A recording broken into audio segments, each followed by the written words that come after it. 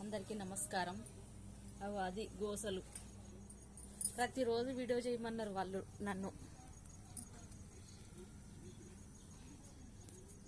అక్క కొంత పత్తేర కాడికి వచ్చి వీడియో చేయరా అని అన్నారు.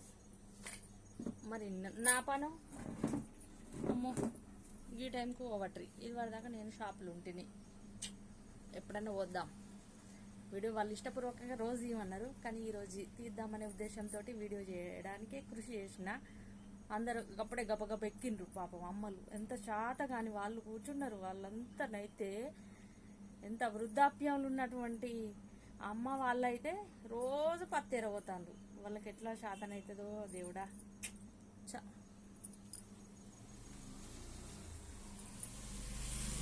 నా ఛానల్ సబ్స్క్రైబ్ చేసుకోండి, లైక్ చేయండి, షేర్ చేయండి. Thank you.